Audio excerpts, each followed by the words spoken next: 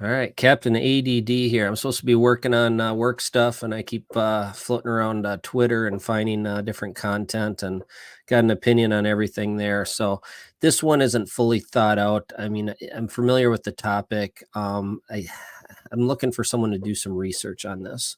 So smart growth it's an urban planning thing, and what the intent is to keep a community green, and control the growth that you don't get suburbia. So it'd be like the antithesis of suburbia. So the plan on it is to have these sustainable communities. It's got all the buzzwords to it, walkable communities, and infill development. So try to do the infill sites versus expanding the cities out into suburbia. So what that does is, there's a lot of good words with it, a lot of good intent behind it. And, it sounds really nice, and it's green and smart and, all the buzzwords. But what it does to implement that policy is it chokes off developable land that you can build additional housing to. So it limits what kind of utilities you can connect to, and it forces the growth of the city to basically artificially stop. And then what that does is it drives the land price up as more and more housing is needed. Higher density needs to come into effect to create that need for housing, and then force the redevelopment of infill sites. So it sounds good in principle, but let's kind of look and see what it's doing in reality. So my market is, we're in the Midwest, and we practice smart growth here. So we choke off. We've got plenty of land surrounding the cities, but we can't develop on it. So what it does is it forces infill sites, which is what they want, and it forces high density housing, like apartment buildings, high rises, that kind of stuff. And it forces high density, and basically large metro areas. It got rid of the suburbia, the single family lots, because it's too expensive just to build a single family lot on these land prices. So then what the cities are doing now that, the housing's getting so expensive, is they're going to say, okay, well, we'll allow up to 4 units on a single family lot in our zoning. So that's higher density. So they're not addressing the land price issue. They're just addressing density. So when 4 units is enough, maybe they're going to say, okay, you can merge 4 lots and we can go to 20 units, maybe 10 units per acre, 20 units per acre, high rise stuff. So that's how they're solving that problem for land cost. Now, the other way to solve land costs would be allow developable land to allow these cities to grow. More of that suburbia model. Is one the right answer? I don't know, but I know in our area we can certainly handle suburbia. I know other areas are landlocked. They got water on different sides, mountains that force that land price up.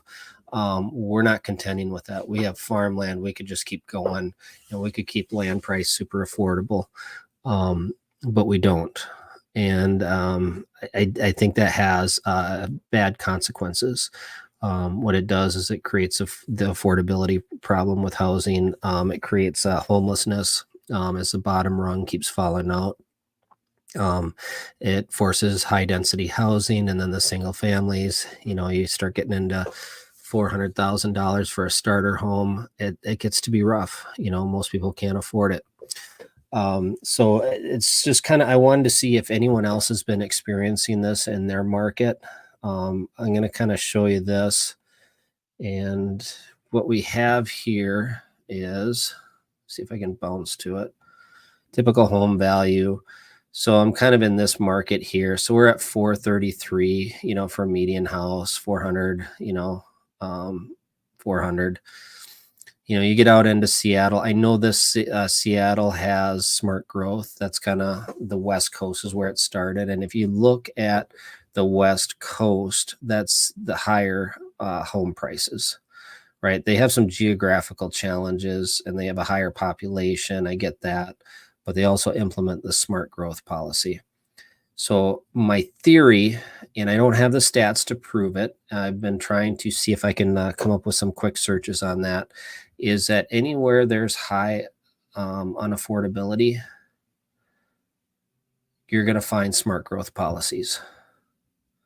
When you get into the central, like if you get around Texas here, I will bet these communities have smart growth regions implemented.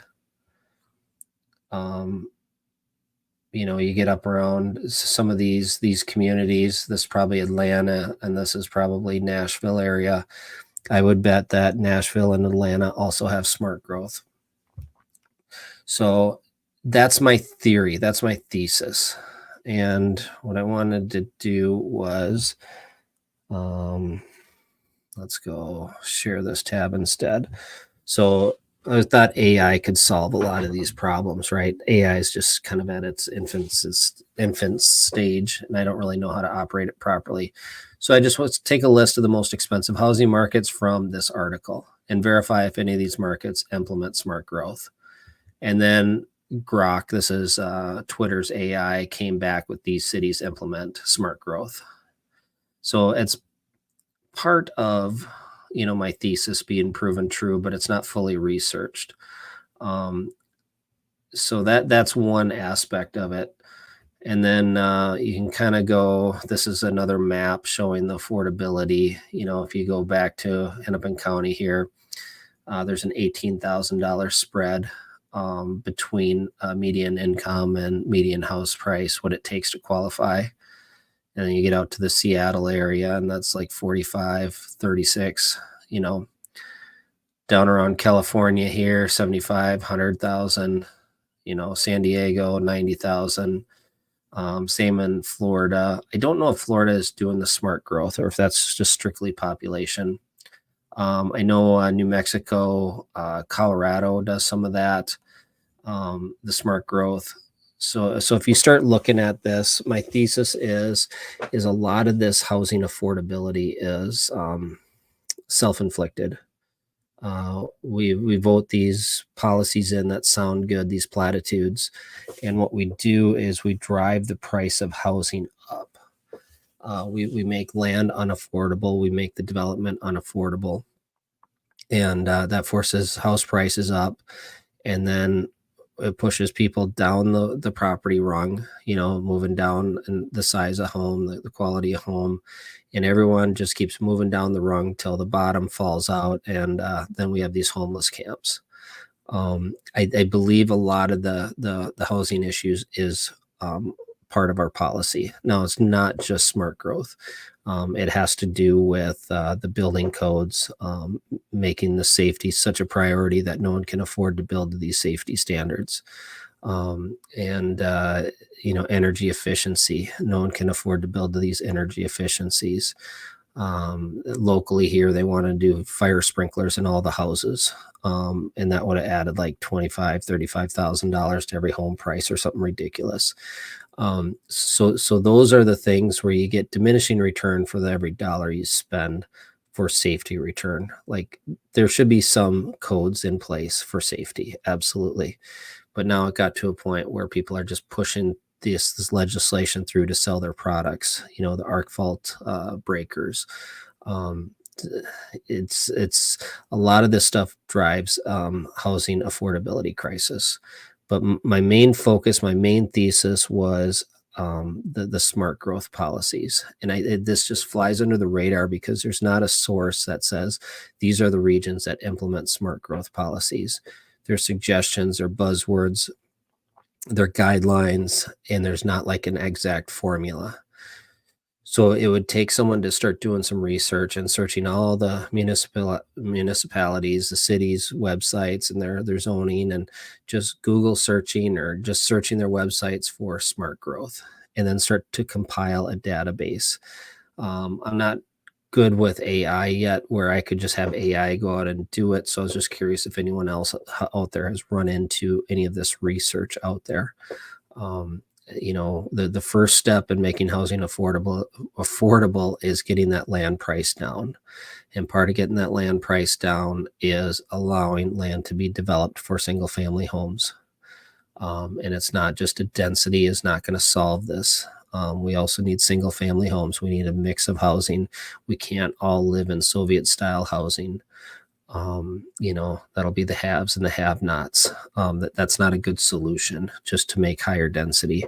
Can higher density be part of the solution? Sure. Can it be all of it? No. No, we need multiple solutions to this. We need single family, we need rental, and we need high density housing, condos, and large scale apartment buildings, high rises.